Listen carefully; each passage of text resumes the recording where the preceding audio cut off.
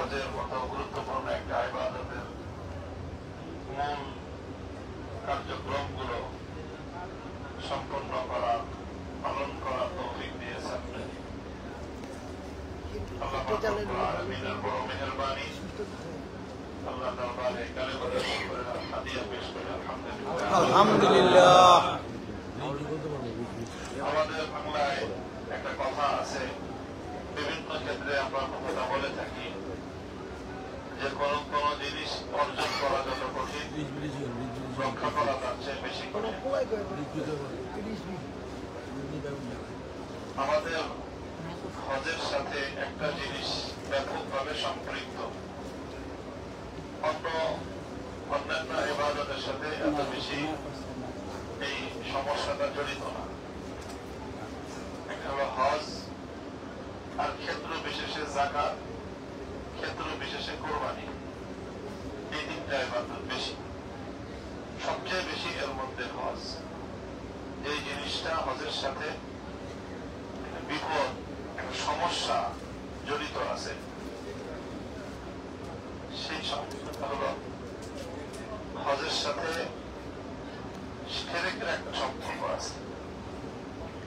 শিরক, বহু হাজী সাহেবান হজ করার পরে তাদের হজের সাথে শিরক জড়ায় যায়। এটা কথাটা আপনাদের কাছে একটু আশ্চর্য মনে হতে পারে। শিরক জড়ায় কিভাবে হজের সাথে? শিরক কাকে বলে এটা তো আমরা জানি। শিরক আরবি শব্দ, বাংলাতেও আমরা ব্যবহার করি শরীক, শরিকানা। শরিকানা মানে কি? মানে একটা জিনিসের মধ্যে একাধিক লোক অংশগ্রহণকারী থাকলে সেটাকেই বলা হয় শরিকানা। তো শিরক বলা হয় ইসলামের মধ্যে যে জিনিসগুলো এক আল্লাহ, শুধুই আল্লাহ, সেখানে আল্লাহর সাথে যদি আরো অন্য কাউকে, অন্য কোনো কিছুকে অংশীদার বানানো হয়, এটাকেই বলা হয় শিরক। আল্লাহ পাক রব্বুল আলামিন নিজেই বলেছেন হাদিসে কুদসি, এটা আল্লাহর কথা, আনা আগনা শুরাকা আনিশ শিরক। পৃথিবীর কোন মানুষ তার ব্যক্তিগত একান্ত জিনিসে অন্য কারো অংশীদারিত্ব পছন্দ করে না, কেউ করে না। আপনি নিজে ব্যবসা বাণিজ্য করেন, পুরা ইনভেস্ট আপনার, পরিশ্রম আপনার, সবই আপনার। ওখানে এসে যদি আরেকজন ভাগ বসাইতে চায়, এটা কেউ পছন্দ করে? কেউ পছন্দ না। নিজে বাড়ি বানাইছেন কষ্ট করে, নিজের উপার্জিত পয়সা দিয়ে জায়গা কিনছেন, বিল্ডিং বানাইছেন, এসে যদি আরেকজন দাবি করে যে ভাই অর্ধেক আমার, এটা কেউ পছন্দ করে? কেউ পছন্দ করে না। নিজের একান্ত ব্যক্তিগত কোন জিনিসের মধ্যে দুনিয়ার কেউই অংশীদারিত্বকে সহ্য করে না, পছন্দ করে না। আল্লাহ বলেন যে যত মানুষ, যত ব্যক্তি, যতজন নিজের বিষয়ে অন্য কারো অংশীদারিত্বকে অপছন্দ করে, তার মধ্যে সবচেয়ে বেশি অপছন্দ করি আমি আল্লাহ। আমি আল্লাহ সবকিছু সহ্য করি, কিন্তু আমার কোন বিষয়ে অন্য কারো অংশীদারিত্ব আল্লাহ বলেন যে এটা আমি কোনোদিন সহ্য করি না, বরদাস্ত করি না। এই জন্য আল্লাহ নিজে ঘোষণা দিয়ে দিয়েছেন যে আমি সব গুনাহ মাফ করে দিতে পারি। আমার কাছে মাপ চাইবি, আমি দিয়ে দেবো মাপ। মাপ চাইতে হবে না, ভালো করে নেক কাজ করবি, ভুল ত্রুটি যা হবে আমি আল্লাহ মাফ করে দেব। কিন্তু আল্লাহ পাক রব্বুল আলামিন একটা বিষয়ে আগাম ঘোষণা দিয়ে দিয়েছেন যে পরে কি করবো না করবো তা না। অগ্রিম ঘোষণা হলো ইন্নাল্লাহা লা ইয়াগফিরু আন ইউশরাকা বিহি। আল্লাহ পাক রব্বুল আলামিন আল্লাহর সাথে শরীক করা হলে সেটাকে আল্লাহ কোনোভাবে বরদাস্ত করবেন না, সহ্য করবেন না। শিরক দুই প্রকার। আল্লাহর সাথে মানুষ যে শিরক করে, কয় প্রকার? দুই প্রকার শিরক। একটা শিরক বলা শিরকে জালি, এটা প্রকাশ্যে শিরক। ইবাদত করার কথা আল্লাহকে, একজনে গিয়া দুর্গার পূজা করতেছে। এটা হলো শিরকে জালি, প্রকাশ্য শিরক। ইবাদত করা দরকার আল্লাহর, কেউ গিয়ে মূর্তির পূজা করতেছে, সূর্যের পূজা করতেছে, আগুনের পূজা করতেছে। তো এটা যে শিরক, এটা যে কেউ দেখলেই বুঝবে এটা শিরকে জালি। জালি শব্দের আরবি অর্থ হলো প্রকাশ্য শিরক। একটা হলো প্রকাশ্য শিরক, আরেকটাকে বলা হয় শিরকে খফি, গোপন শিরক। গোপন শিরক কি? গোপন শিরক হলো যে আমি নামাজ পড়তে দাঁড়াইছি, সবাই মনে করতেছে আমি নামাজ পড়তেছি কার জন্য? আল্লাহর জন্য। আল্লাহর জন্য। আর আমার ভিতরে, মনের ভিতরে আমার উদ্দেশ্য হলো যে সব মানুষ দেখুক যে আমি সামনের কাতারে অথবা আমি তাহাজ্জুদের নামাজে দাঁড়ায় নামাজ পড়তেছি, সবাই দেখুক। তাহলে আমি যে নামাজটা যে পড়তেছি, যে নামাজটা আল্লাহর জন্য পাওয়ার কথা, যে নামাজ আল্লাহর জন্য একভাবে খালেস ভাবে আল্লাহর জন্য হওয়া যে নামাজ, সেই নামাজে আমি মানুষকে দেখানোর একটা উদ্দেশ্য এটার সাথে অন্তর্ভুক্ত করে দিলাম। তাহলে ইবাদতটা শুধু আল্লাহর জন্য থাকলো, কিছু আল্লাহর জন্য আর কিছু বান্দার জন্য হয়ে গেল। তাহলে আমি আল্লাহর ইবাদতের মধ্যে গায়রুল্লাহকে, বান্দাকে আমি শরীক করলাম। অথচ দুনিয়ার মানুষ মনে করতেছে আমাকে যে আমি তো পাক্কা মুসল্লি। আসলে তো আমি নামাজ পড়তেছি না, আমি এই নামাজের মাধ্যমে আল্লাহর সাথে শিরক করতেছি। নামাজের মাধ্যমে আমি আল্লাহর সাথে শিরক করতেছি। তো এটাকে বলা হয় গোপন শিরক। হাদিসের মধ্যে, কোরআনের মধ্যে অসংখ্য বিষয়ে এই আয়াত রয়েছে, হাদিস রয়েছে যে গোপন শিরক থেকে আল্লাহ পাক রব্বুল আলামিন এবং আল্লাহর রাসূল উম্মতকে অনেক বেশি সতর্ক করেছে, অনেক বেশি সতর্ক করেছে। গোপন শিরককে ইসলামী শরীয়তের পরিভাষায় আরেকটা শব্দের দ্বারা ব্যক্ত করা হয়, সেটাকে বলা হয় আর রিয়া ও সুমআ।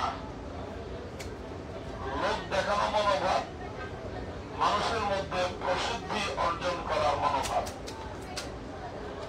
মানুষের মধ্যে সুনাম পাওয়া, সুনাম সুখ্যাতি পাওয়া, আর আত্মপ্রদর্শনী বাংলায় বলা হয় যে মানুষকে দেখানো, এরকম একটা ভাব, এটাকেই বলা হয় গোপন শিরক। এটাই হলো আল্লাহর সঙ্গে গায়রুল্লাহকে শরীক করা। রাসূল আকরাম সাল্লাল্লাহু আলাইহি ওয়াসাল্লাম হাদিসে পাকের মধ্যে ইরশাদ করেছেন যে গোপন শিরক অর্থাৎ ইবাদতের মাধ্যমে মানুষের মধ্যে প্রসিদ্ধি অর্জন করার চিন্তা, মানুষের সুনাম সুখ্যাতি লাভ করার চিন্তা, এটা ইবাদতের জন্য এত ভয়ঙ্কর, শুকনো কাঠের জন্য আগুন যেরকম ভয়ঙ্কর। অনেক দামি কাঠ, খুব মূল্যবান বার্মাটিক কাঠ, ৭,০০০ টাকা কেবি, কিন্তু শুকনা, একদম টনটনে শুকনা। কাঠ যত শুকায় ফার্নিচার তত সুন্দর হয়, কাঠের দাম তত বাড়ে। কিন্তু কাঠ যত শুকায়, এই কাঠে যদি আগুন লাগে তাহলে সেই আগুনও তাড়াতাড়ি জ্বলে, কাঠও তাড়াতাড়ি পড়ে। ভিজা কাঠ এত সহজে জ্বলে না। নবী আকরাম সাল্লাল্লাহু আলাইহি ওয়াসাল্লাম বলেন, শুকনো কাঠকে আগুন যেরকম পোড়ায় ভস্ম করে ছাই বানায় দেয়, ইবাদতের মধ্যে যদি এই গোপন শিরকের আগুন লাগে, তাহলে তোমার সারা জিন্দগির সমস্ত ইবাদতকে ছাই ভস্ম বানায় দিয়ে মুহূর্তের মধ্যে। এই জন্য ভাই, ভয়ঙ্কর জিনিস, সবচেয়ে ভয়ঙ্কর জিনিস হলো ইবাদতের মধ্যে গোপন শিরক। বাহ্যিক ভাবে দেখা যেতেছে নামাজ পড়তেছে, ইবাদত করতেছে, ভিতরে ভিতরে আল্লাহর সাথে শিরক করতেছে। এই জন্য এটাকে গোপন শিরক বলা হয়। যে মূর্তির পূজা করতেছে সবাই বুঝে যে শিরক করতেছে, যে মূর্তির পূজা করতেছে সবাই বুঝে, প্রকাশ্যে বোঝা যায় যে সে আল্লাহর সাথে শিরক করতেছে।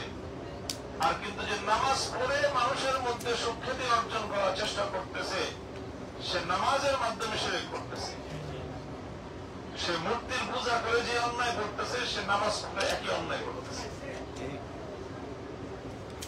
এই জন্য দেখেন, কিয়ামতের দিন আল্লাহ পাক রব্বুল আলামিন তিন ব্যক্তিকে দিয়ে বিচার শুরু করবেন। একজন হলো বড় আলেম, আরেকজন হলো বড় দানবীর, আরেকজন হলো বড় মুজাহিদ শহীদ।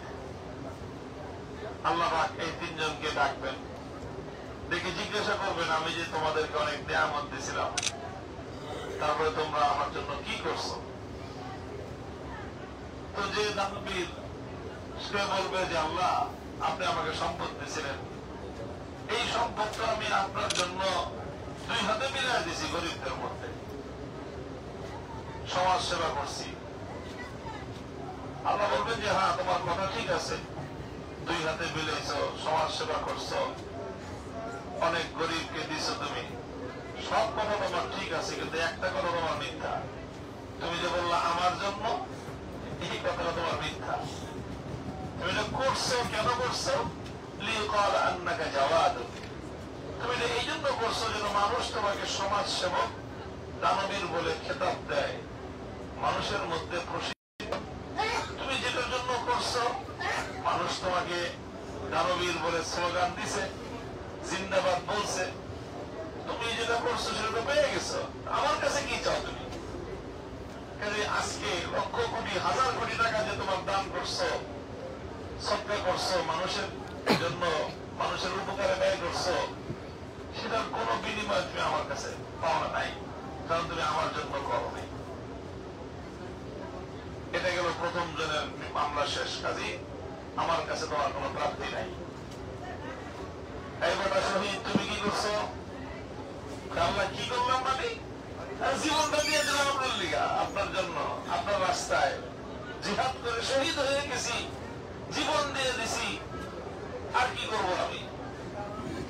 আল্লাহ বলবেন যে হ্যাঁ, জিহাদ করছো, এটাও সঠিক, জীবন দিয়ে দিছো, এটাও সঠিক, মারা গেছো তুমি আল্লাহর রাস্তায়, শহীদ হয়ে গেছো, এটাও ঠিক। তো ওই যে মাঝখানে যে বললো আমার জন্য, তোমার এই কথাটা মিথ্যা। তুমি কেন জীবন দিছো? তুমি কেন যুদ্ধ করছো? লিকাল আন্নাকা জারিউন। মানুষের মধ্যে বীর পুরুষ হিসেবে খেতাব পাওয়ার জন্য তুমি যুদ্ধ করছিলে। আমি আল্লাহকে সন্তুষ্ট করার জন্য তো যুদ্ধ করো নাই। তো মানুষও তোমাকে বীর পুরুষ বলে তোমাকে জিন্দাবাদ দিছে, যেটা তোমার উদ্দেশ্য ছিল সেটা পেয়ে গেছো, যে আমার কাছে তোমার আর কোনো প্রাপ্তি নাই, ফয়সালা শেষ। তুমি বড় আলেম, বিরাট হুজুর, তোমার কি খবর? হুজুর বলবে যে আল্লাহ, এলেম শিখছি, কোরআন হাদিসের এলেম শিখছি আপনার জন্য, আর এরপরে এলেম মানুষকে শিখাইছি, মানুষকে ওয়াজ নসিহত করছি।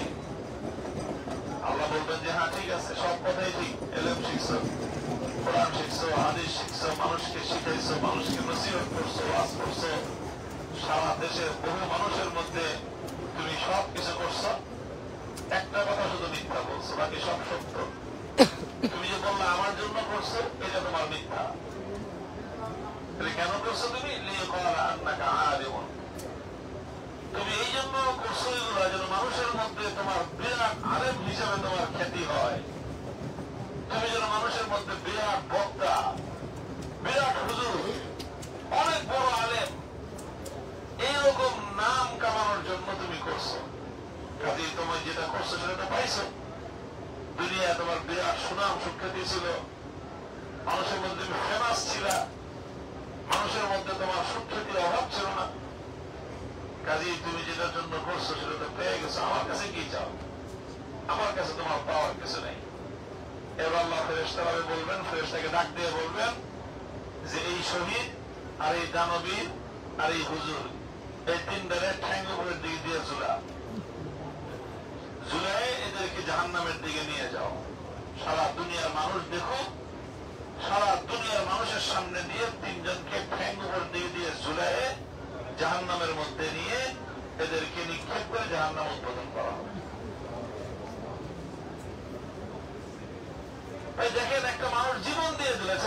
করতে পারে? আমরা কি জীবন দিয়ে দিছি? এই জীবনে আল্লাহর কাছে জীবন দিয়ে সে কি পাইলো? জাহান্নাম পাইলো। জীবন দিয়ে সে পাইলো কি? জাহান্নাম পাইলো। আল্লাহর ক্রোধ, আল্লাহর গুসা, আল্লাহর রাগ আর ক্ষোভ পাইলো, জীবন দিয়ে পাইলো। আর সে টাকা পয়সা কোটি কোটি হাজার কোটি টাকা খরচ করে জাহান্নামের আগুন পাইলো। আর এই হুজুর সবচেয়ে বড় আলেম হয়েও সে আল্লাহ পাকের ক্রোধ, আল্লাহ পাকের আযাব ছাড়া, জাহান্নাম ছাড়া কিছুই সে পেল না। কেন? ভুল তো আর কিছুতে ছিল না, কোন পদ্ধতিতে ভুল ছিল না। ভুল ছিল তার এক জায়গায়, ওই যে বলছে যে আল্লাহর জন্য ছিল না।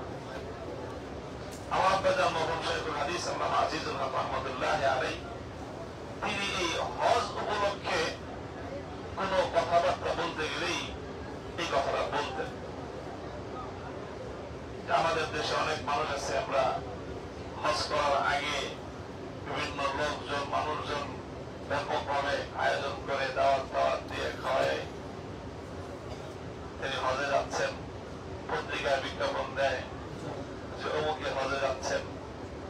এরপরে হজ থেকে আসার পরে হাজি, আলহাজ, নানা রকম ভাবে এই ধরনের মানুষের মধ্যে একটা প্রবণতা দেখা দেয়।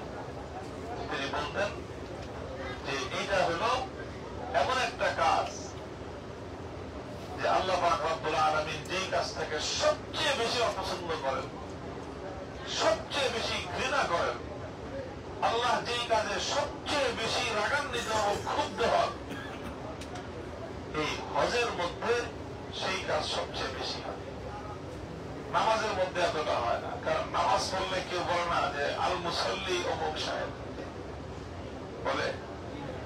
আমাদের যত মুসল্লি আছে, কারণ নামের সাথে কিন্তু আল মুসল্লি লাগায় না। এক মাস রোজা রাখার পরেও আসসালেম অমুক সাহেব বলে না। যাকাত দেওয়ার পরেও কেউ বলে না আল মুজাক্কি অমুক সাহেব। হজ করার আগেই, আসার আগেই শুরু হয়ে যায় আল হাজ অমুক। এটা আসলে সমস্যা এরকম, হাজি অমুক সাহেব, আল হাজ অমুক সাহেব। আর আমাদের হজ করে যাওয়ার পরে আমাদের মধ্যে একটা ভাবসাব থাকে যে এত টাকা খরচ করে হজ করলাম, আমাদের হাজি কয় না। হাজি সাহেব বলবে আমাকে, আলহাজ বলবে অমুক। এরকম মানসিকতা যদি থাকে, এরকম যদি সামান্য একটু মনের মধ্যে এই ধরনের খেয়াল খুশিটা যে থাকে, তো এটা হলো সেই শুকনো কাঠের মধ্যে জ্বলন্ত আগুন। শুকনো কাঠের মধ্যে জ্বলন্ত আগুন। এই হজ শুধুমাত্র একটা জিনিসই করবে, সেটা হলো জাহান্নামের ইন্ধন বানাবে আমাকে। অথচ এই হজ কত বড় ইবাদত! আল হজ্জুল মাবরুর লাইসা লাহু জাযাউন ইল্লাল জান্নাহ। আল হজ্জুল মাবরুর লাইসা লাহু জাযাউন ইল্লাল জান্নাহ। যদি আল্লাহর নিকট হজটাকে কবুল করানো যায়, আল্লাহর কাছে এই হজের বিনিময় দেওয়ার মতো জান্নাত আর বেহেশত ছাড়া আর কিছু নেই। সুবহানাল্লাহ। হজ থেকে মানুষ নিষ্পাপ, বেগুনাহ, মাসুম হয়ে বাড়িতে ফিরে। এত এত ফজিলত, এত কিছু সওয়াব, এত কিছু, কিন্তু এর জন্য সবচেয়ে বড় শর্ত হলো এই যে ভাই, এই গোপনে আগুন লাগানো যাবে না, এটার মধ্যে ভিতরে ভিতরে আগুন লাগা দেওয়া যাবে না। এত বিশাল আগুন তো মানুষ বাড়ি ঘর খুব সুন্দর করে সাজায়, লক্ষ লক্ষ কোটি কোটি টাকার শুধুমাত্র মানুষ ডেকোরেশন করে। আর ডেকোরেশনের মধ্যে সবচেয়ে দামি ডেকোরেশন হলো কাঠের ডেকোরেশন। যদি করে টাইলস মাইলস দিয়ে দাম খরচ হয় না, কাঠের ডেকোরেশন করবে। আপনি ডেকোরেশন করলেন হাই ভাই, খুব সুন্দর করে, ডেকোরেশন শেষ, এখন দিলেন আগুন লাগে। এখন বলেন টাইলসের ঘরে তো আগুনের ভাবে ধরবে না, কাঠের ডেকোরেটরের মধ্যে কাঠের ডেকোরেশন থাকলে সেখানে আগুন যেমন লাগবে। এখন আমার আপনার সিদ্ধান্তের বিষয় যে আমরা আমাদের ইবাদতকে, আমাদের এই পরিশ্রমের মহামূল্যবান ইবাদত, যেটা দ্বারা জান্নাত এবং সমস্তকে হাসিল করা যেত, যেটার দ্বারা আল্লাহ সন্তুষ্টি অর্জন করা যেত, যেটার দ্বারা নিজের জিন্দগির সমস্ত গুনাহ খাওয়া পবিত্র করা যেত, পাক করা যেত, সেই মহামূল্যবান ইবাদতকে এই তলে তলে আগুন লাগা দিয়ে নিজেরা নিজ হাতে ধ্বংস করব না এটাকে সংরক্ষণ করব, সেটা আমাদের নিজের সিদ্ধান্তের বিষয়, হেফাজত করার বড় জিম্মাদারির বিষয়। এই জন্য আমি প্রথম তো এই কথাটা আপনাদেরকে আমার কাছে আপনাদেরকে এবং আমি নিজেকেও এই নসিহত করতেছি যে এই বিষয়ে ভাই খুব সতর্ক থাকতে হবে। দুনিয়ার সবাই হাওয়া পাম দিতে অভ্যস্ত, অন্যরা হাওয়া দিবে, পাম দিবে, কারণ এই আগুন লাগলে ঘরটা জ্বলবে না, ঘরটা জ্বলবে আমার, ক্ষতি তো হবে আমার।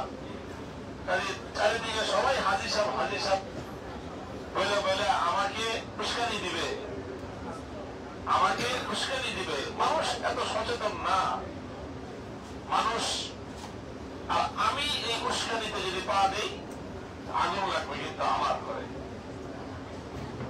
এই জন্য আরেকজন হাজি বললে খুশি হওয়া যাবে না, নারাজ হইতে হবে, ভয় পেতে হবে যে আল্লাহ আমি তো হজ করছিলাম তোমার জন্য, কেন এই মানুষ যে আমার হাজি করা শুরু করলো, আল্লাহ আমি তোমার কাছে মাপ চাই।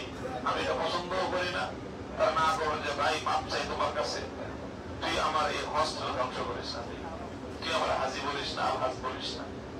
আমি যা ছিলাম তাই, আল্লাহ যদি মেহরবানি করে হজটা কবুল করে, আমি যা হজ করছি হজের মধ্যে হাজারো ভুল ত্রুটি হয়ে গেছে, তবে জানোস না যে আমি কি ভুল ত্রুটি করছি। এই জন্য আমাকে হাজি হাজি বলো, এই হাজি হাজি বইলা আমার হজটাকে তোমরা নষ্ট করো না, ধ্বংস করো না। আমি এটা করছি এটা আখিরাতের জন্য, আল্লাহর জন্য, জাহান্নাম পাড়ি দিয়ে জান্নাতে যাওয়ার জন্য, এটা এইবার নষ্ট করো না। আমি যেন ওই পারে নিয়ে যেতে পারি, তোমরা আমার এই ক্ষতিটা করো না। কেউ হাজি বললে, কেউ আলহাজ বললে তারে গিয়ে পায়ে ধরবেন যে ভাই তুই অন্য জায়গাকে নিস, কিন্তু আমার এই হজটাকে তুই ধ্বংস করিস না। আমি যেন হজটাকে নিয়ে করছি একটা নিয়ত নিয়ে, আল্লাহ আমাকে হজের বিনিময়ে জান্নাত দিবেন, সেই জন্য তুমি আমাকে হজ দিয়ে আমাকে তুমি ডুবাও না, আমার এত বড় ক্ষতি তুমি করো না, আমি তোমার কোনো ক্ষতি করিনি। এইভাবে বলে বলে নিজেরা হেফাজত করতে হয় ভাই, নিজে সংরক্ষণ করতে হয়। আপনি যে কোনো প্রপার্টি করবেন, প্রপার্টি করার সাথে সাথে আপনার মধ্যে সেটাকে রক্ষণাবেক্ষণ করার দায়িত্ব থাকতে হয়। তাহলে যত দামি সম্পত্তি করেন, যত সুন্দর সম্পদ বানান, যদি সেটাকে সংরক্ষণ করার কোন আয়োজন না করেন, তাহলে পৃথিবীর কোন সম্পত্তি সংরক্ষিত থাকে না, পৃথিবীর কোন মূল্যবান সম্পত্তি সংরক্ষিত থাকে না, ওটাকে সংরক্ষণ করতে হয়। দুনিয়ার জায়গাটাই এরকম যে সবকিছুকে ধ্বংস করে দেয় দুনিয়া। আপনি লোহা কিনে খেলেন না মাটির মধ্যে কিছুদিন, দেখবেন সেই লোহাকে মাটি খেয়ে ফেলেছে, লোহাকে খেয়ে ফেলে এই পৃথিবীর মাটি, এই বাতাসে আবহাওয়া, পৃথিবী জিনিসটাই এরকম যেটাকে ধ্বংস করে সবকিছু। এই জন্য আমাদের ইবাদত আমার নিজেকে খুব সচেতন ভাবে সংরক্ষণ করতে হবে। এই জন্য আমি যে কথাটা প্রথম শুরু করলাম সেটা হলো এই যে ইবাদত করা যতটা সহজ, ইবাদতকে সংরক্ষণ করা তার চেয়ে বেশি কঠিন। ইবাদত মানুষকে জান্নাতে নিয়ে যায়, যে ইবাদত যত দ্রুত গতিতে জান্নাতে যায়, সেই ইবাদত যদি অ্যাক্সিডেন্ট হয় তত দ্রুত এটা জাহান্নামে যায়। আমি তো বললামই আপনাদের কাছে, এটা হাদিস, বুখারী শরীফের হাদিস, যে তিন ব্যক্তির দ্বারা আল্লাহ পাক রব্বুল আলামিন জাহান্নাম উদ্বোধন করবেন। তো কাজেই এই জন্য আমাদের মানুষের মধ্যে এরকম প্রবণতা আছে, হয় পরিবেশের কারণে হয়, মানুষের নফস মানুষকে, প্রবৃত্তি মানুষকে প্রতারিত করে, আর শয়তান তো মানুষকে ধোঁকা দেওয়ার জন্য লেগেই আছে। সেটা হলো যেটা বলছিলাম যে সবচেয়ে বেশি এই ফিতনা হলো হজের মধ্যে, নামাজ রোজা ইত্যাদির মধ্যে এতটা নাই, হজের মধ্যে এই ফিতনাটা, যে অর্থাৎ হজ করে একজন মানুষের মধ্যে এরকম মনোবাসনা জাগ্রত হয় যে মানুষ আমাকে হজের কারণে একটু আলাদা দাম দিক, মানুষের মধ্যে একটা সুনাম হোক, একটু পরিচিতি হোক, এই কথাটা হজের দ্বারাই মানুষের অন্তরের মধ্যে তৈরি হয় এবং এটা শয়তান তৈরি করে মানুষের প্রবৃত্তি এবং খাহসাত এই গোপন শিরকটা ভিতরে ভিতরে দানা বেঁধে ওঠে। এই জন্য হজ করলাম, এই হজটা যেন আল্লাহ পাক রব্বুল আলামিনের কাছে কবুল হয়, আমার এই হজ যেন আমার সংরক্ষিত থাকে এবং আমার এই হজ যেন আমার নাজাতের জরিয়া হয়। এটার জন্য খুব নিজেরটা নিজে ভাই নিজের বুঝ কিনা বোঝে না, আমারটা আমার নিজেরই বুঝতে হবে। আমার কবরে আমাকেই যেতে হবে, আমার হাসরে আমারই হিসাব দিতে হবে, বলছিলাম আমারটা আমারই পার হইতে হবে, অন্য কেউ কাজ করে দিবে না, আমারটা আমাকেই করতে হবে। আল্লাহ এবং আল্লাহ যদি সাহায্য করেন, আল্লাহ রসুল যদি সাফাত করেন, এই দুইজন ছাড়া তৃতীয় আর কেউ থাকবে না সাথে। রাত্রিবেলায় রাস্তা দিয়ে হাঁটে একা একা, তার কাছে টাকা আছে, আনন্দে নাচতে থাকবেন না, ভয়ে ভীত সন্ত্রস্ত থাকবে, না জানি ডাকাত, না জানি সন্ত্রাসী, না জানি চোর, না জানি কেউ আইসা হামলা চালায় কিনা। কোটি টাকার সম্পত্তি নিয়ে যে ব্যক্তি রাতের বেলায় পথ চলবে, সে যেরকম সবসময় টাকা তো আছে কোটি টাকা, কিন্তু যে নাকি খালি হাতে যেতেছে, ও যেরকম নাচতে নাচতে যাবে 1 কোটি টাকা নিয়ে, এরকম নাচতে নাচতে যেতে হবে। ভাই, যার কাছে কোটি টাকার সম্পত্তি আছে সে যেরকম আতঙ্কগ্রস্ত থাকে, কেন? যে কোটি টাকা থাকলেই তো হবে না, টাকা নিয়ে আমার বাড়িতে যেতে হবে। আমি কোটি টাকা পাইছি, এটা তো যথেষ্ট না। এই কোটি টাকা আমার রাস্তার মধ্যে থেকে আমার কাছ থেকে ছিনতাই হতে পারে এবং এই কোটি টাকার কারণে আমার জানটাও যেতে পারে। আর যার কাছে টাকাও নেই, অন্য টেনশনও নেই। যার টাকা আছে তার বিপদও আছে, তার ভয়ও আছে, টেনশনও আছে, এবং যদি টাকা নিয়ে গন্তব্যে যেতে পারে তার প্রফিটও আছে এবং তার সুবিধাও আছে। এই জন্য হজ অনেক বড় ইবাদত। বলছিলাম যে হজের মধ্যে সবচেয়ে বেশি ফিতনাটা যাকাতের মধ্যেও কিছু আছে। অনেক মানুষ আমরা যেটা করি, দান খয়রাত, যাকাত ইত্যাদি, এগুলোর মধ্যে মানে মানুষের মধ্যে পরিচিতি প্রসিদ্ধি অর্জন করার একরকম মানসিকতা আমরা নিজেদের মধ্যে পোষণ করি। পোষণ না করলেও এটা যখনই মনের মধ্যে আসে তখন মানুষের মন খুশি হয় যে হ্যাঁ, সবাই আমাকে নামাবিল করে শ্রদ্ধা করতেছে। দেখেন বুজুর্গানে দিন, আমাদের পূর্বসূরীরা কত সতর্ক ছিলেন, ওনারা সব বিষয় খুব লক্ষ্য রাখতেন যে এগুলো নফস, মানুষের আসল শয়তান কিন্তু বড় শয়তান হচ্ছে, বড় শয়তান যেটা আরো বেশি ক্ষতিকর শয়তান হলো মানুষের নফস, প্রবৃত্তির যে শয়তান। শয়তান তো একটা আছে ইবলিস, ওই ইবলিসের চেয়ে মানুষের জন্য বেশি ক্ষতিকর হলো মানুষের নিজের নফস প্রবৃত্তি। এটা ভিতরে থেকে মানুষকে ধ্বংস করে দেয়। ইমাম আবু হানিফা রাহমাতুল্লাহ আলাইহি সম্পর্কেই খুব সম্ভবত এরকম ঘটনা বর্ণিত হয় যে তিনি এক লোকের কাছে টাকা পাইতেন, তার ওখানে গেছেন বা তার সাথে যে কোনো ভাবে কোথাও, তিনি এক জায়গায় রোদ্রের মধ্যে বসে আছেন। রোদ্রের মধ্যে বসবেন, একটা ঘরের ছায়া, তো ঘরের ছায়ায় গিয়ে বসতেন, ঘরের ছায়ায় গিয়ে তিনি বসতেন। একটু পরে ওই লোকটা আসছে যে নাকি দেনাদার, তো এসে হুজুর খুব ভালো করছেন, ছায়ায় বসছেন, এটাই আমার বাড়ি। তোমার বাড়ি? এই কথা শুনেই তিনি দ্রুত ওই ছায়া থেকে উঠে গিয়ে দূরে গিয়ে রোদ্রে বসলেন। হুজুর কি হয়েছে? আমার বাড়ির আঙ্গিনে আপনি বসছেন, একটু আমি খুশি হয়েছিলাম। তুমি আমার কাছ থেকে দেনাদার, আমি তোমার পাওনাদার, তোমাকে টাকা দিছি, যতটুকু টাকা পাই সেই টাকাটাই আমি নিব। টাকার বিনিময়ে অতিরিক্ত কোন সুবিধা যদি আমি নিয়ে নেই, তাহলে এটা আমার টাকার বিনিময়ে একটা বাড়তি ফ্যাসিলিটি নেওয়া হলো, এটা সুদ হিসেবে পরিগণিত হবে। তোমার বাড়ির ছায়া যদি আমি গ্রহণ করি এখন, তাহলে তোমার মধ্যে আমার মধ্যে একটা মনোভাব আসতে পারে, তুমি এরকম মনে করতে পারো ঠিক আছে লোকটা পাওনাদার আসছে, এর উঠে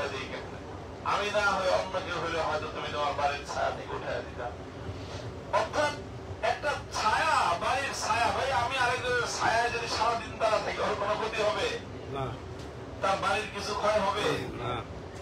রোদের জায়গায় তার বাড়ির ছায়া পড়ছে, সেই ছায়ার দ্বারা উপকৃত হওয়া, এটা থেকে ওনারা পরিহার করে চলবেন যে আমি যদি তার ছায়ায় বসি তাহলে এটাও তার দ্বারা উপকৃত হওয়া হয়ে গেল। এইভাবে ছায়া থেকে বেঁচে থাকার চেষ্টা করতেন। ইবাদত, নিজের যে সকল নেক আমল আমরা আল্লাহর জন্য করি এবং চাই যে এই নেক আমল আমার আখিরাতে কাজে লাগুক, তাদের এরকম ছায়া থেকেও সংরক্ষণ থাকতে হয়, বেঁচে থাকতে হয়। হ্যাঁ, এই ছায়ার মধ্যে পাড়া দিলে আবার না জানি কোন ক্ষতি হয়ে যায়, কোন ক্ষতিটা যেন হয়ে যায়। এই জন্য আমি আমাদের সকল হাজী সাহেবানদেরকে এবং আমাকে সবাই এই বিষয়টা খুব সতর্ক থাকবো যেন আমাদের হজের দ্বারা আমার নফসের মধ্যে, প্রবৃত্তির মধ্যে, খাহিসাতের মধ্যে এইরকম কোন বিপজ্জনক গোপন আগুন লাগার, গোপন শিরকের ভয়াবহ কোন কারণ যেন ঘটতে না পারে সে ব্যাপারে সোচ্চার থাকতে হবে। কখনো সামান্য একটু আগুনের স্ফুলিঙ্গ দেখলে সঙ্গে সঙ্গে ওটাকে নিভিয়ে দিতে হবে। কেউ একটু বলছে আমাকে, হাজি একটু ভালো লাগতেছে, এই যে ভালো লাগতেছে, এটাই হলো আগুন শুরু হয়ে গেল, সঙ্গে সঙ্গে আগুন ওখানে নিভিয়ে ফেলতে হবে, এই আগুনটা যেন বাড়তে না পারে। তাহলে সতর্ক করে দিতে হবে, খবরদার ভাই দেখ, আমি তোর কোনো ক্ষতি করি নাই, সে আমার এত বড় ক্ষতিটা করিস না, সে আমাকে হাজি বলিস না, হাজি কয়া খামাখা আমার হজটাকে তুমি নষ্ট করো না।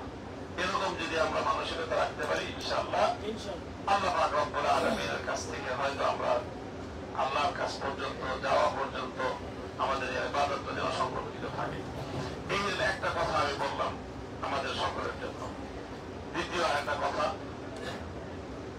আল্লাহর ঘর দেখে যাওয়ার পর আল্লাহর নবী যে মাটি বাড়াইছেন সেই মাটি আমি বাড়াইলাম।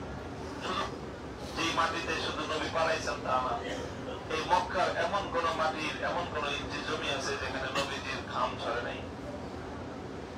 শুধু ঘাম না তো, সাহাবায়ে কেরাম এবং স্বয়ং আল্লাহর নবী রক্ত এই মাটির ফোঁটায় ফোঁটায় পড়ে আছে, মাটির ইঞ্চি ইঞ্চিতে নবীজির রক্ত ঝরে আছে, সেই মাটি আমি বাড়াই গেলাম। তো কাজেই আমার মধ্যে যদি একটু ভাবান্তর না হয়, একটু পরিবর্তন না আসে, তাহলে এটাও আমার একটা আত্মজিজ্ঞাসার বিষয় যে আমি নিজেকে প্রশ্ন করবো যে কি হইলাম, আমি তাহলে কি পাইলাম। আমরা ইনশাআল্লাহ আমাদের হজের আমল শেষ দিকে, আমাদের সামনে যার যার বাড়িতে ফিরবার পালা শুরু হবে। তোমার বাড়িতে কি নিয়ে যাব? তো আমি হজের সফরে আসার সময় একজনের সাথে কথা হইতেছিল, একজন আমি সাধারণ মানুষ, সে আরেকজনের রেফারেন্সে খুব সুন্দর একটা কথা বলছে, আমি সেই কথাটা আপনাদেরকে উদ্ধৃতি দিয়ে শোনাই। হজ থেকে আমরা কি নিয়ে যাব?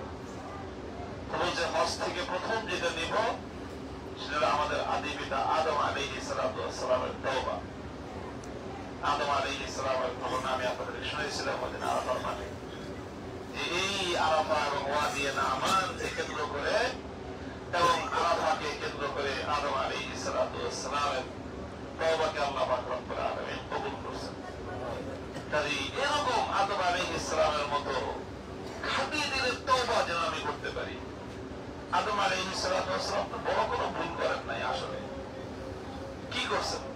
ইবলিস এসে বলছে যে আল্লাহর কসম খেয়ে বলি, ওয়াকাসামাহুমা ইন্নী লাকুমা লামিনান নাসিহিন, খোদার কসম খেয়ে বলি আদম আমি তোমার উপকারী বন্ধু, আমি তোমাকে বলতেছি ফলটা খাও, ভালো হবে। আদম আলাইহিস চিন্তা করছেন খোদার নাম নিয়ে যখন কসম খায় এটা মিথ্যা হইতে পারে। তো আল্লাহর নামের প্রভাব ওনার ভিতরে এমন ভাবে তৈরি হয়েছে, আল্লাহর নাম নিয়েও যে শয়তান মিথ্যা বলতে পারে এটা উনি বুঝেন নাই। শয়তান ধোঁকায় পড়ে গেছেন। কেন শয়তানের ধোঁকায় পড়ছেন? কারণ শয়তান আল্লাহর নাম নিয়েছে। এই জন্য শয়তান যদি আল্লাহর নাম না নিয়ে অন্য কথা বলতে আদম আলাইহিস সালাম ধোঁকায় পড়তেন না। এটা কোরআনের কথা। আল্লাহর নামের সম্মান ওনার দিলের মধ্যে, বাবা আদমের দিলের মধ্যে এই পরিমাণ ছিল যে আল্লাহর নাম নিয়েও যে মিথ্যা কথা বলা যায় এটা ওনার কল্পনাতেও আসে নাই। উনি শয়তানের ধোঁকা পড়ে ফল খেয়ে ফেলছেন। বাস ফলটা খেয়ে সাথে সাথেই তো আল্লাহর পক্ষ থেকে আইসা গেছে, আদম আমি তো না করছিলাম। আদম আলাইহিস সালামের প্রতি আল্লাহর পক্ষ থেকে এই সতর্কবার্তা আসার পরে পাল্টা একটা যুক্তি আদম আলাইহিস সালাম তার করার নাই। উনি বলেন নাই যে আল্লাহ আমি তো আপনার নামের সম্মানের কারণেই খেলাম, তা আপনি এখন আমাকে ধরতেছেন, কোনো কথা নাই। قال ربنا ظلمنا أنفسنا وإن لم تغفر لنا وترحمنا لنكونن من الخاسرين। বাস আল্লাহ ভুল হয়ে গেছে, ক্ষমা চাই, আমার অন্যায় করছি, আমি ভুল করছি, আমি নিজের উপর জুলুম করছি, আমি ক্ষতি, আমি অন্যায় করছি, আমি ভুল ত্রুটি করছি, এছাড়া দোষরা কোনো কথাই বলেন নাই। এই জন্য নিজের ভুল আল্লাহর কাছে অগোপনে স্বীকার করা, করে তওবা করা। আমরা হজ থেকে সর্বপ্রথম যে জিনিস নেব সেটা হলো বাবা আদমের তওবার শিক্ষা নিয়ে যাব। এরপরে নিয়ে যাব হযরত ইব্রাহিম আলা নবিয়িনা ওয়া আলাইহিস সালাতু ওয়াস সালামের ওনার যে কোরবানি, যে আল্লাহর হুকুমের সামনে নিজের সব কিছুকে আল্লাহর জন্য বিসর্জন দেওয়ার যে মানসিকতা, এইটা নিয়ে যেতে হবে। যে নিজের ইচ্ছা, নিজের প্রিয় জিনিস, নিজের স্বপ্নের জিনিস, নিজের শখের জিনিস যখনই জানবো যে আমার আল্লাহর ইচ্ছা এর বিপরীত, নিজের সমস্ত ইচ্ছা, নিজের সমস্ত অভিপ্রায়, নিজের সব কিছুর গলায় ছুরি চালায় দিতে বিলম্ব করা যাবে না। ইব্রাহিম আলাইহিস সালাতু ওয়াস সালামের আল্লাহর ইচ্ছার সামনে নিজের প্রিয় বস্তুর গলায় ছুরি চালায় দেওয়ার এই জজবা আর এই কোরবানির শপথ নিয়ে যেতে হবে, 2 নম্বর জিনিস।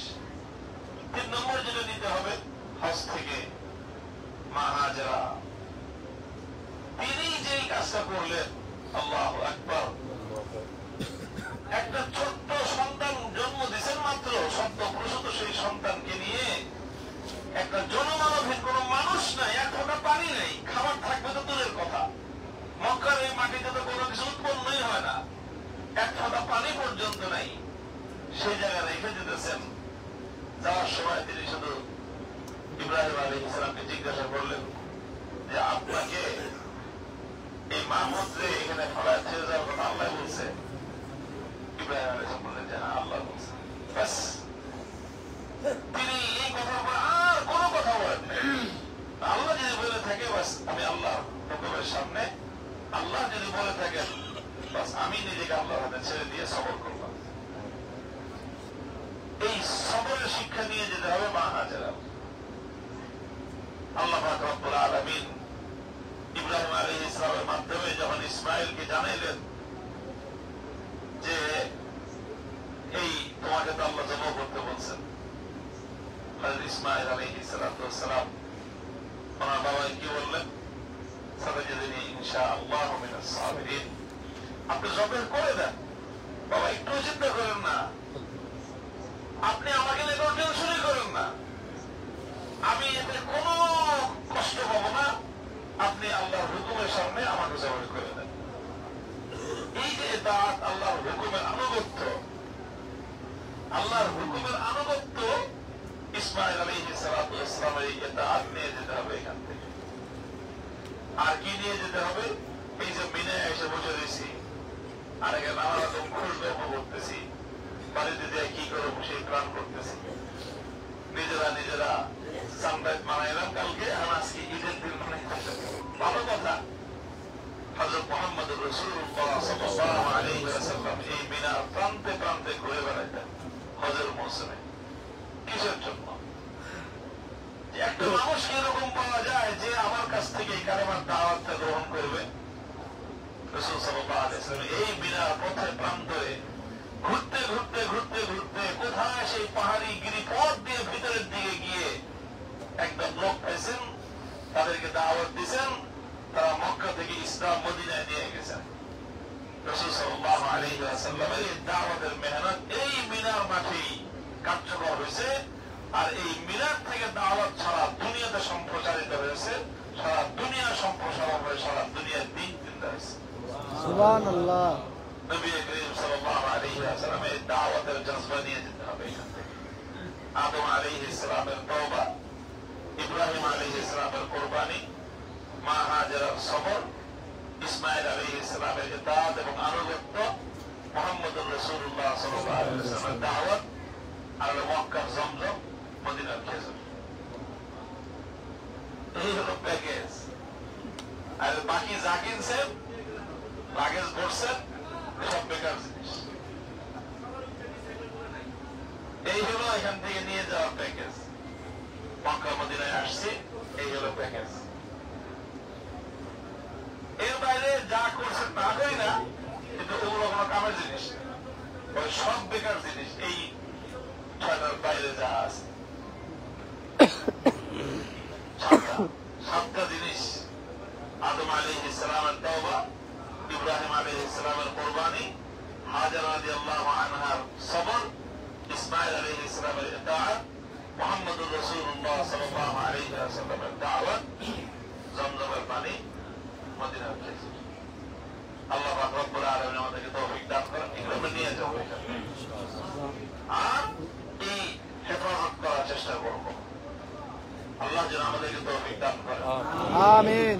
আরেকটা জিনিস করবেন, সেটা হলো এই যে হজে এসে হজ উপলক্ষে যাদের সাথে সম্পর্ক হলো, এই হজ যারা একসাথে করছেন তাদেরকে পরস্পর আরাফাতি ভাই বলা হয়। আল উখুওয়াতু ফি দীনিল্লাহ, এটা হলো আল্লাহর ওয়াস্তে মহব্বত, আল্লাহর ওয়াস্তে ভালোবাসা।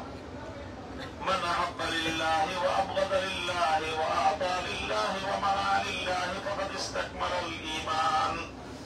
আল্লাহর জন্য কাউকে মহব্বত করা, এটা অনেক বড় একটা আমল।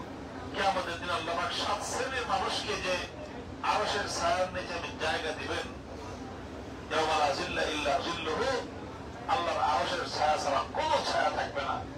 সেই 7 প্রকার মানুষের মধ্যে এক প্রকার মানুষ হলো রাজুলানি তাহাব্বা ফিল্লাহ, দুজন ব্যক্তি একজন আরেকজনকে মহব্বত করে, দুনিয়ার কোনো স্বার্থ নাই, ব্যবসা বাণিজ্যের কোনো ধান্দা নাই, দুনিয়ার কোনো লাভ নাই, কিচ্ছু নাই, শুধু মহব্বত করে আল্লাহর জন্য। আল্লাহর জন্য কাউকে মহব্বত করে কেমনে? বাস ভিন্ন কারণ আছে, তার মধ্যে একটা হলো ভাই অমুকে আল্লাহর দ্বীনের কাজ করে, এই জন্য আমি তাকে মহব্বত করি। তার সাথে আমার অন্য কোনো সম্পর্ক নেই, শুধুমাত্র আল্লাহর জন্য, যে সে আল্লাহর দ্বীনের কাজ করে, তার দ্বারা আল্লাহর দ্বীনের বড় কাজ হয়, এই জন্য আমি তাকে মহব্বত করি। আল্লাহ তাকে মহব্বত করতে বলছেন, আল্লাহর পেয়ারা বান্দাদেরকে, নেককার বান্দাদেরকে আল্লাহ মহব্বত করতে বলছেন, শুধু এই জন্য আমি মহব্বত করি। কিন্তু লোকরা দেখলে আমার এমনি খারাপ লাগে, মেজাজ খারাপ হয়, অনেক আছে না, এক একজন ভালো লাগে না। কিন্তু আপনি যখন জানলেন যে লোকটা নেককার, লোকটা আল্লাহর গোলামি করে, আল্লাহর হুকুম পালন করে, দিনদারি জিন্দগি যাপন করে, শুধু এই কারণে একজন লোককে মহব্বত করা, এটা অনেক বড় একটা আমল। তার মধ্যে এটাও যে দিনের কারণে যদি কারোর সাথে কারো সম্পর্ক হয়, এক মসজিদে নামাজ পড়ে সবসময় নামাজে দেখা হয়, এই যে নামাজি ভাইয়ের সাথে নামাজি ভাইয়ের সম্পর্ক, একসাথে হজ করছেন, আরাফার মাঠে একসাথে থাকছেন, এটাকে আরাফাতি ভাই বলা হয়। শরীয়তের কোন পরিভাষা না, এটা মানুষ বলে, এভাবে বলাটা ভালো। তো এই পরস্পর আরাফাতি ভাইদের সাথে শুধুমাত্র আল্লাহর জন্য একটা সম্পর্ক রাখার চেষ্টা করেন, মহব্বত রাখবেন। এটা আমাদের দিনই একটা সম্পর্ক, এই সম্পর্কটা রক্ষা করবো ইনশাআল্লাহ। ইনশাআল্লাহ। আল্লাহ পাক রব্বুল আলামিন আমাদেরকে তৌফিক দান করেন। আমিন। মিনায় এই যে ইবাদতের ক্ষেত্রে, ইবাদত বন্দেগীর ক্ষেত্রে, শরীয়তের হুকুম মানার ক্ষেত্রে এই বিষয়টা খুব ভালো করে শিক্ষা করে রাখবেন। সেটা হলো আমাদের অনেক মানুষের মধ্যে এরকম টেন্ডেন্সি থাকে যে আপনি যে বিষয়ে এক্সপার্ট না, সেই বিষয়েও আমরা আমাদের ঢাকার ভাষায় বলে হিটলারি করি। বিল্ডিং বানাবেন 20 তলার, ইঞ্জিনিয়ারের লগে গিয়ে আপনার রড কম দিচ্ছেন কে, বাড়ায় দেন। আপনি সিমেন্ট কম দিয়েছেন কে, বালু কমান সিমেন্ট বাড়ায় দেন, হবে? সিমেন্ট বাড়াইলেই খালি হবে? সিমেন্টের অনুপাতে বালু ওই পরিমাণ দিতে হবে, ওই পরিমাণ খোয়া দিতে হবে, ওরকম পানি দিতে হবে, পানি বেশি হইলেও সমস্যা, কম হইলেও সমস্যা, রড বেশি ঘন ঘন হইলেও সমস্যা, বেশি ফাঁক হইলেও সমস্যা। একটা ক্যালকুলেশন আছে। এই ক্যালকুলেশন বুঝতে ইঞ্জিনিয়ারের মিনিমাম 5 বছর 6 বছর তাকে ইঞ্জিনিয়ারিং পড়াশোনা করতে হয়েছে। এরপর আরেকজন অভিজ্ঞ ইঞ্জিনিয়ারের আন্ডারে 10 বছর তার প্র্যাকটিস করতে হয়েছে। 15-20 বছর পরে গিয়ে সে একটা ইঞ্জিনিয়ার হয়েছে। এখন আপনার বাড়িটা করার জন্য সে কন্ট্রাক্ট নিয়েছে। আপনি আল্লাহকে দেওয়া শুরু করছেন, রড কম দিয়েছে না বেশি দিয়েছে, সিমেন্ট কম হয়েছে না বালু কম হয়েছে, না পানি বেশি হয়েছে না খোয়া কম হয়েছে, এগুলো নিয়ে তার সাথে আপনি তর্ক শুরু করেন। এটা যেরকম করেন না, ডাক্তারের বিষয়ে ডাক্তারের সাথে ঝগড়া করেন না, তর্ক করেন না, তিনি বিষয় নিয়ে আলোচনা আমাদের সাথে হুজ্জতি করেন। আমরা সাধারণ মানুষ মনে করে যে হুজুররা মাদ্রাসায় এই 5-10 বছর 15 বছর বেকার খাওয়া খাই, খালি ঘুরি খায় খায় দেয় ঘুমায়, এরকম মনে হয় না। অনেক অনেক কঠিন জিনিস, অনেক সূক্ষ্ম সূক্ষ্ম বিষয় আছে। সূক্ষ্ম বিষয় সব বিষয় সবার মাথায় ধরেই না। এই জন্য চেষ্টা করবেন একজন হক্কানি আলেম, ভালো আলেম, অবশ্যই আপনি একটা জিনিস শুধু বিবেচনা করবেন যে আস্থা রাখার মতো লোকটা কিনা। এটা অবশ্যই এটা আপনার দায়িত্ব যে একজন আলেম, যে কোরআন হাদিসের ভালো এলেম যার আছে এবং যার মধ্যে তাকওয়া আছে। দুটো জিনিস আপনি দেখবেন যে সে কি এলেম কালাম কোরআন হাদিস এলেম বুঝে ভালো। এটা অন্যান্য আলেমদের কাছ থেকে, এই পর্যায়ে যারা আছে তাদের কাছ থেকে জিজ্ঞাসা করলেই বা তাদের কাছ থেকে অনুমান পাওয়া যায়। ভালো একজন ইঞ্জিনিয়ার, আপনি কে ভালো ইঞ্জিনিয়ার, আপনি ইঞ্জিনিয়ারিং না বললেও কে ভালো ইঞ্জিনিয়ার এটা কিন্তু খুঁজে বের করি আমরা। ভালো ডাক্তার খুঁজে বের করি না, কেমনি তুই চিনলে ভালো ডাক্তার, তুই কি ডাক্তারি করছো, ভালো ডাক্তার না খারাপ ডাক্তার না বোঝা যায়। ভালো তেলটা খুঁজে আপনি সবকিছু যেরকম বোঝা যায় কে ভালো ডাক্তার, ভালো ইঞ্জিনিয়ার, ভালো আলেমও বুঝতে পারবেন। ভালো আলেম, ভালো আলেম মানে এলেম কালাম আছে। আরেকটা জিনিস সেটা আপনারা সবাই বুঝবেন, সেটা তাকওয়া, খোদার ভয় আছে। আমি এটা বলি না যে বাস আলেম মাওলানা পাশ করলেই সবাই ভালো আলেম হয়ে গেছে, তা না। অনেক নলেজ আছে, নলেজ থাকলেই ভালো আলেম হওয়া যায় না। নলেজ থাকার পর সবচেয়ে বেশি জরুরি যে জিনিসটা সেটা তাকওয়া থাকতে হয়। তাকওয়া মানে কি? তাকওয়া মানে হলো সে নিজের জীবনে কখনোই ইচ্ছাকৃত আল্লাহর হুকুমের খেলাফ তিনি চলেন না। সে নিজে আল্লাহকে ভয় পায়, যার জীবনে তাকওয়া আছে। দুনিয়ার কোন স্বার্থের সামনে আল্লাহ দিনের কোন স্বার্থকে তিনি বিকায় দেন না। এই জিনিসটা ভালোই বোঝেন, পাবলিকরা ভালোই বোঝে। না বুঝেছে তো আমার দুনিয়ায় তো কিছু বুঝে, আর এই জিনিসটা বুঝবে না যে কে একটু টাকা বেশি দিলে, হাতিয়ে তরফা বেশি দিলে, পয়সা দিলে কথাবার্তা নরম করে ফেলায়, আর কে না যতই দেওয়া হোক কিন্তু তাকওয়া, আল্লাহর ভয়, দুনিয়ার প্রতি লোভ লালসা কম, এই সিফাতটা থাকতে হবে একজন আলেমের মধ্যে। এই দুইটা সিফাত যদি থাকে, এইরকম আলেমরা যেভাবে বলবে জীবন সেইভাবে চালাবে, সে জীবন সেইভাবে চালাবে। নিজেরা সব জায়গায় নিজেদের মতো করে দ্বীনি বিষয়ে হুজ্জতি করবেন না। দ্বীন কোন লাওয়ারিস জিনিস না, দ্বীন কোন লাওয়ারিস জিনিস না। আপনার বাড়ি বানাবেন, ইঞ্জিনিয়ারিং সাবজেক্ট লাওয়ারিস জিনিস না, যে কেউ ইঞ্জিনিয়ারিং করতে পারে না। মেডিকেল সায়েন্স লাওয়ারিস জিনিস না, যার ইচ্ছা সে বাস একজনকে অপারেশন করে দিবে, ব্যাপারটা এরকম না। যার ইচ্ছা সে বাস একটা লিখে দিবে ওষুধ খাও, যারা এরকম করে ভোগান্তি পড়াইতে হয় জীবনে। ঠিক তার চেয়েও বেশি দ্বীন এবং শরীয়তের বিষয়, এটা কোন লাওয়ারিস জিনিস না। এটা অভিভাবক আছে, এটা এক্সপার্ট আছে, এটা দক্ষ ব্যক্তি আছে। সাধারণ মানুষের দায়িত্ব এবং কর্তব্য হল দ্বীন মানার ক্ষেত্রে এরকম আলেম, অভিজ্ঞ আলেম, মুত্তাকি পরহেজগার আলেমের পরামর্শ এবং তার গাইডলাইন মেনে চলা। আল্লাহ পাক আমাদের আমিন আমাদের হজটাকে যেন আল্লাহ পাক হজ্জে মাবরুর হিসেবে কবুল করেন। আমিন এখানে ভুল ত্রুটি যা হয়ে গেছে সবাই মিনা থেকে আজকে ইনশাআল্লাহ আমরা চলে যাব। মিনায় কালকে যদি কেউ থাকতে চায় এটা উত্তম, এটা আজকে চলে যাওয়াটা উত্তম না। গেলে অসুবিধা নেই, তবে কেউ যদি চায় যে আরো ভালো করবো, আজকে রাত্রে সে থাকবে এবং আগামীকালকে সে কনকর ছুড়ে তারপরে যাবে। দুই চারজন বান্দা আল্লাহ থাকে সারা মিনার মাঠের মধ্যে, সব খালি থাকে, দুই চারজন থাকে, তারা যেন আমরা কালকেও রমি করে যাবো। রাসূল সাল্লাল্লাহু আলাইহি ওয়াসাল্লাম 13 তারিখেও রমি জিমার করেছেন। এই জন্য যদি কারো সেই হিম্মত থাকে, সে ব্যক্তিগত উদ্যোগে সেটা করবেন। যদি সেরকম সৎসাহস থাকে সেটা করবেন।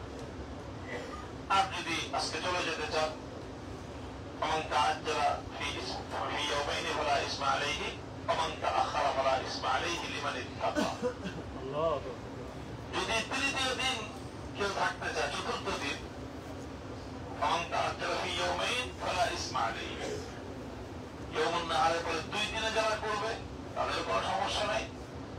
তবে তৃতীয় দিন যদি কেউ করতে চায় তাহলে তার তাকওয়া এবং পরহেজগারি বেশি থাকতে হবে। তাহলে সে তৃতীয় দিন করে যাবে, এটা বেশি তাকওয়া, বেশি পরহেজগারি, বেশি উত্তম হবে সেটা রমিয়া জিমারের ক্ষেত্রে। তো এটা যদি আল্লাহ পাক রব্বুল আলামিন কোন বান্দাকে সেই হিম্মত দান করে, তিনি থাকবেন এবং আগামীকালকে তিনি রমি করে তারপরে যাবেন। কালকে সূর্যোদয়ের পরে যদি কেউ মিনায় থাকে তাহলে তাকে অবশ্যই আগামীকালকে কঙ্কর মারতেই হবে, তখন বাধ্যতামূলক। আর চাইতে চাইলে সূর্যাস্তের আগেই চলে যেতে হবে। কি বলি, সূর্যোদয়ের আগামীকালকে সকালে সূর্যোদয়ের আগে রাতের মধ্যে মিনা ছাড়তে হবে।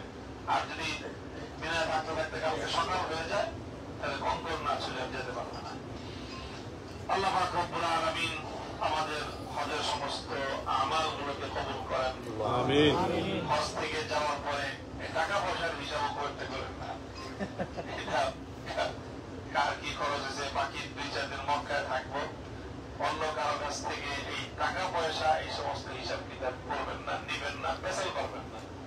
দুনিয়ার পেশাল, টাকা পয়সার পেশাল, এটা মানুষ ক্ষতি করে। বাস কারোর উপরে যদি আপনি বিশ্বাস করেছেন, আপনি বিশ্বাসের উপর থাকেন।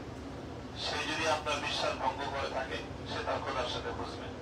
আপনি খামাখা আপনার হজটা নিয়ে, মানে হজটা কিন্তু খুব সেন্সিটিভ একটা আমল, এটা নষ্ট না হয়, এটার ব্যাপারে নিজেরটার ব্যাপারে নিজে সতর্ক থাকি, অন্যেরটা অন্য বুঝবে। আমি এমন কিছু বলবো না, এমন কিছু করবো না, কারো ব্যাপারে বদগুমানই করবো না। আমরা অনেকেই খারাপ ধারণা করি অন্যের ব্যাপারে কোনো প্রমাণ ছাড়াই। হ্যাঁ, অনেক সময় যে সিমটম দেখা যায়, আমরা সিমটম দেখে, লক্ষণ দেখে মানুষের ব্যাপারে খারাপ ধারণা করি। অথচ শরীয়তের বিধান হলো একেবারে চূড়ান্ত ভাবে সন্দেহাতীত প্রমাণ ছাড়া কারো ব্যাপারে খারাপ ধারণাও করা যাবে না। এই জন্য আমরা কারো ব্যাপারে খারাপ ধারণা করবো না, যে অমুকে মনে হয় এখান দিয়ে এত কামিছে, অমুকে মনে হয় এটা করছে, এটা মনে হয় শেষ করে দিচ্ছে, এটা হয় নাই, সেই হয় নাই, এই সকল কোন চিন্তাতেও যাবেন না, পেছালে তো যাবেনই না। এই জন্য হজের পরে মক্কা শরীফে 2-4 দিন যা থাকা হবে, সেই 2-4 দিন যত কথাবার্তা কম বলা যায়। দেশে যাওয়ার পর অবশ্যই বন্ধই হয়ে যায়, থাকে না, কিন্তু হজের পর 2-4 দিন এই বাজারটা গরম থাকে, খুব কেমনে শয়তানও খুব এটার মধ্যে হাওয়া দেয় যে হজটাকে মক্কার মধ্যে যেন দাফন করে যেতে পারে। এইভাবে হাজিদেরকে এমন পেছনে লাগায়, একজন আরেকজনের সাথে এমন কথাবার্তা, এমন আলাপ আলোচনা শুরু করে, যে আলাপ আলোচনার দ্বারা মানুষ একজন আরেকজনের গীবত শুরু করে দেয়, কারো ব্যাপারে খারাপ ধারণা করে। হাদিসের মধ্যে পরিষ্কার বলা হয় যে যুন্নু বিল মুমিনিনা খায়রা, একজন মুমিন সম্পর্কে তুমি সবসময় ভালো ধারণা রাখবা। সে যদি খারাপ কিছু করে থাকে, সে নিজের পায়ে নিজে কুঠারাঘাত করবে। তুমি যদি খারাপ ধারণা করো, তো তুমি তোমার নিজের পায়ে কুঠারাঘাত করবা। তো খামাখা নিজের ক্ষতি কে চায়? আমরা এগুলো করবো না ইনশাআল্লাহ। হজের পরে যা হয়েছে হয়েছে, যা কথা বলছেন কথা রক্ষা করবেন। এমন যেন না হয় যে কারোর সাথে কোনো কথা ছিল আপনার, আপনি এখন আইসা নানা কারণে সেই কথার থেকে সরে যাবেন, এটা যেন না হয় আমাদের। আপনি যার উপরে বিশ্বাস করেছেন, আস্থা রেখেছেন, বিশ্বাস রাখেন, আস্থা রাখেন। সে যদি বিশ্বাস ভঙ্গ করে থাকে তাহলে সে তার আল্লাহর কাছে হিসাব দিবে। আপনি আপনার বিশ্বাস রক্ষা করেছেন, আল্লাহর কাছ থেকে আপনি আপনার প্রাপ্য পেয়ে যাবেন ইনশাআল্লাহ। আর এই জাতীয় বিষয়ে হজকে কেন্দ্র করে পার্থক্য কোন বিষয়াদি নিয়ে আলাপ আলোচনা যতটা কম করা যায় ততই আমাদের জন্য মঙ্গল হবে। নিজেদের মধ্যে সম্পর্কটাকে এমন ভাবে নিয়ে যাবেন যেন এই আরাফাতি ভাইয়ের সম্পর্ক একেবারে মৃত্যু পর্যন্ত না, মরণের পরেও হাসরের মাঠ পর্যন্ত, জান্নাত পর্যন্ত যেন এই সম্পর্কটা অটুট থাকে। এই সম্পর্ক যেন আমাদের নাজাতের জরিয়া হয়। আর হজ করলাম, এখন থেকে আমাদের ফিকির, টেনশন, একটা চিন্তা থাকা দরকার যে আমার এই হজকে আমার মরণের আগ পর্যন্ত হেফাজত করতে হবে। এই জন্য হজ কি কিভাবে নষ্ট হয় অনেকগুলি কথাই আমি বললাম, আরো এর বাইরে আরো অনেক কথা আছে। সেই জাতীয় কথাগুলোর মাধ্যমে নিজেরা নিজেদের হজকে সংরক্ষণ করার চেষ্টা করব। আরেকটা কথা আমি আগেও বলেছিলাম যে নেক আমল কবুল হওয়ার একটা পাওয়ার কিন্তু বান্দার নিজের হাতেও আছে। রাসূল আকরাম সাল্লাল্লাহু আলাইহি ওয়াসাল্লাম দ্বারা বোঝা যায় যখন কোন ব্যক্তিকে একটা নেক আমলের পরে আল্লাহ পাক আরেকটা নেক আমল করার তৌফিক দান করেন, এটা একটা জিনিসের লক্ষণ। সেটা আগের নেক আমলটা কবুল হয়েছে তার লক্ষণ। এক ওয়াক্ত নামাজ পড়ার পরে যখন আরেক ওয়াক্ত নামাজে আপনি আসলেন, এটা লক্ষণ হলো যে আগের ওয়াক্তের নামাজ কবুল হয়েছে, এই জন্য পরের ওয়াক্তে আল্লাহ আপনাকে আসতে দিয়েছেন। এই জন্য হজ করার পরে আমাদের নেক আমল যদি সুন্দর হয়, ভালো হয়, আমার জিন্দেগি যদি নেক হয়, লক্ষণ এই কথা যে আমার হজটা কবুল হয়েছে। আর হজ করার পরেও যদি আমার আমলে কোনো ভালো না হয়, আমার জীবন যদি সুন্দর না হয়, পবিত্র না হয়, গুনাহ মুক্ত না হয়, তাহলে এটা আর কেউ বলতে হবে না। আমি নিজেরটা নিজেই বুঝে নিতে পারি যে আমার হজ আসলে কবুল হয়নি। কবুল হলে আমার হজ আমার জীবনে একটা পরিবর্তন আনতো। কবুল হলে আমার হজ আমার জীবনে আল্লাহ দ্বীনের অনুসরণ, নেক কাজ করার আগ্রহ এটা আমার থাকতো। আল্লাহ পাক রব্বুল আলামিন আমাদের সকলকে তৌফিক দান করেন। আমাদের সকলকে হজ্জে মাবরুরের সওয়াব, জান্নাতের বিনিময় নিয়ে নিষ্পাপ, নিষ্কলুষ, মাসুম হয়ে আল্লাহ পাক যেন আমাদেরকে মক্কার ভূমি থেকে, মদিনার জমিন থেকে আল্লাহ আমাদেরকে আমাদের বাড়ি পর্যন্ত নিরাপদে নিয়ে যান। আলহামদুলিল্লাহি রাব্বিল আলামিন। দোয়া করি রাখি। সুবহানাল্লাহি ওয়া বিহামদিহি, সুবহানাল্লাহিল আযীম, সুবহানাল্লাহি ওয়া বিহামদিহি, আদada খালকিহি ওয়া রিদা নাফসিহি ওয়া zinata arshihi ওয়া midada kalimatihi। اللهم إني أسألك بأني أشهد أنك أنت الله لا إله إلا أنت الأحد الصمد الذي لم يلد ولم يولد ولم يكن له كفوا أحد. اللهم لك الحمد كله ولك الشكر كله ولك الخلق كله ولك الملك كله بيدك الخير كله وإليك يرجع الأمر كله. نسألك الخير كله ونعوذ بك من الشر كله. اللهم لك الحمد حمدا كما ينبغي لجلال وجهك وعظيم سلطانك. اللهم رب البيت الحرام ورب الركن والمقام ورب المشاعر الحرام، أبلغ لروح سيدنا محمد صلى الله عليه وسلم السلام. اللهم صل على محمد عبدك ورسولك. اللهم صل على محمد عبدك ورسولك. اللهم صل على محمد وعلى آل محمد كما صليت على إبراهيم وعلى آل إبراهيم إنك حميد مجيد. يا حي يا قيوم برحمتك نستغيث. يا حي يا قيوم برحمتك نستغيث. أصلح لنا شأننا كله ولا تكلنا إلى أنفسنا طرفة عين. اللهم طهر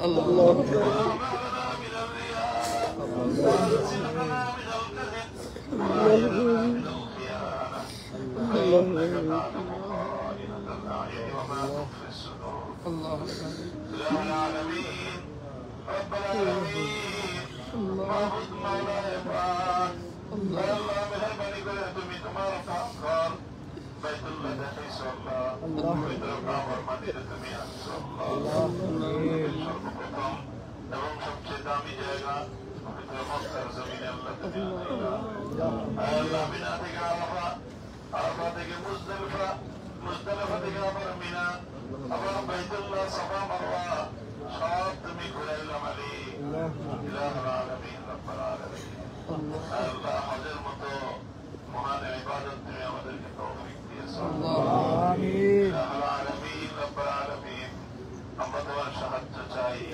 আল্লাহ মেহেরবানি করে তুমি এই ইবাদতকে হেফাজত করো আমিন ইবাদতকে হেফাজত করার তৌফিক তুমি দাও আল্লাহ আল্লাহ নফসের শয়তানের দোকান থেকে তুমি আমাদেরকে হেফাজত করো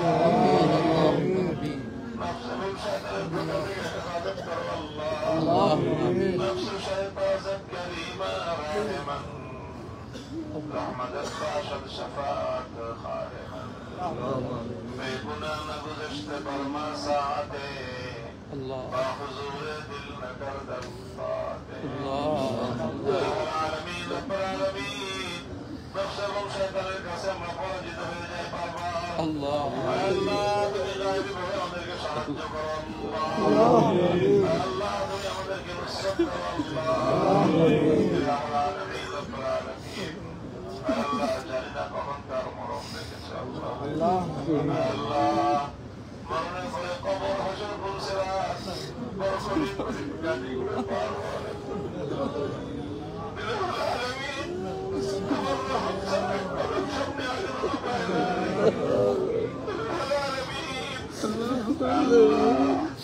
এই সাধারণ লোকের কষ্ট সহ্য করতে পারি না কবরের আযাব সইতে পারবো না এমন জিন্দগি তুমি দান করো কবর হাসর পুলসিরাত তুমি আরামের সাথে পার হয়ে যাও তুমি যতটুকু নেক আমল করার তৌফিক দান করেছো এই নেক আমলকে তুমি কবুল এবং মঞ্জুর করো اللهم وفقنا لما تحب وترضى وتقبل منا ما وفقتنا يا ارحم الراحمين وتقبل منا ما وفقتنا يا ارحم الراحمين وتقبل منا ما وفقتنا يا ارحم الراحمين الله আমাদের হাজী সাহেবান ভাইরা আমাদের হাজী সাহেবান বোনেরা মায়েরা বাবারা আল্লাহ অনেক কষ্ট করে ইলাহুল আলামিন অনেক বড় বৃদ্ধ মুরব্বী মহিলা নারী পুরুষ আল্লাহ অনেকে কষ্ট স্বীকার করলাম আমরা ইলাহুল আলামিন রব্বুল আলামিন সামান্য ভুলের কারণে মূর্খতার কারণে সামান্য আল্লাহ ভুলের কারণে আমাদের এই কষ্টের ইবাদতটা যেন নষ্ট না হয়ে যায় আল্লাহ মেহেরবানি করো তুমি আল্লাহ হেফাজতের ব্যবস্থা করে দাও আল্লাহ লোক দেখানো লোকের মধ্যে প্রসিদ্ধি অর্জন করা আল্লাহ সুখ্যাতি অর্জন করার মতো ভয়াবহ গোপন শিরকের এই আগুন থেকে আমাদেরকে বাঁচাও গোপন শিরকের আগুন থেকে আমাদেরকে বাঁচাও গোপন শিরকের আগুন থেকে আমাদের নেক আমলগুলোকে আল্লাহ তুমি বাঁচাও আমিন রব্বুল আলামিন আমাদের সকলকে তুমি গুনাহমুক্ত জিন্দেগি দান করো আল্লাহ সকল গুনাহ থেকে বেঁচে থাকার তৌফিক তুমি এনায়েত করো ইলাহুল আলামিন রব্বুল আলামিন আমাদেরকে মাফ করে দাও আল্লাহ আমাদের যে সকল হাজী সাহেবান শাহাদাত বরণ করে মক্কা মদিনার মাটিতে যাদের দাফন হয়ে গেছে আল্লাহ তাদের হজকে তুমি পরিপূর্ণ করে দাও আল্লাহ জিন্দেগির গুনাহগার করে মাফ করে দাও আল্লাহ তাদের সাথে আমাদের মাফ করে হাসর নসিব করে দিও ইলাহুল আলামিন রব্বুল আলামিন উম্মতের উপর তুমি রহম করো উম্মতকে মাফ করে দাও উম্মতকে সাহায্য করো আল্লাহ সকল বন্ধুদের বিচ্ছেদের হাত থেকে উম্মতে মুহাম্মাদকে তুমি হেফাজত করো আল্লাহ আমাদের বাবা মাকে তুমি মাফ করে দাও কবরবাসী পিতা মাতাকে তুমি জান্নাতবাসী করে দাও ইলাহুল আলামিন যাদের বাবা মা হায়াতে আছে আল্লাহ নেক হায়াত দাও আমিন সুস্থতার সাথে নেক হায়াত তুমি দান করো আমিন সকল সন্তানদেরকে পিতা মাতার খিদমত وبركاته اللهم آمين পিতামাতার সন্তুষ্টি অর্জনের মাধ্যমে আল্লাহ তোমার সন্তুষ্টি হাসিল করার তৌফিক দান اللهم آمين ইলাহুল আলামিন আমাদের সন্তান সন্ততিকে তুমি হেদায়েত নসিব করো আল্লাহ দ্বীনের উপর কায়েম সাবিত রাখো আল্লাহ আল্লাহ দুনিয়ার ফিতনা থেকে তুমি আমাদেরকে اللهم آمين اللهم لا تجعل الدنيا أكبر همنا ولا مبلغ علمنا ولا غاية رغبتنا ولا تسلط علينا بذنوبنا من لا يخافك ولا يرحمنا اللهم آت أنفسنا تقواها وزكها أنت خير من زكاها أنت وليها ومولاها أنت وليها ومولاها اللهم اجعل حبك أحب إلينا من أهلنا وأنفسنا ومن الماء البارد اللهم اجعل حبك وحب رسولك وحب جهاد في سبيلك أحب إلينا من أنفسنا وأهلنا وأولادنا ووالدنا والناس أجمعين اللهم ارزقنا شهادة في سبيلك واجعل قبورنا في بلد آمين ربنا هب لنا من أزواجنا وذرياتنا قرة أعين واجعلنا للمتقين إماما اللهم إنا نسألك حجا مبرورا وذنبا مغفورا وسعيا مشكورا وتجارة لن تبور لا إله إلا الله وحده لا شريك له له الملك وله الحمد وهو على كل شيء قدير وصلى الله تعالى على خير خلقه محمد وعلى آله وأصحابه أجمعين سبحان ربك رب العزة عما يصفون وسلام على المرسلين والحمد لله رب العالمين. السلام عليكم.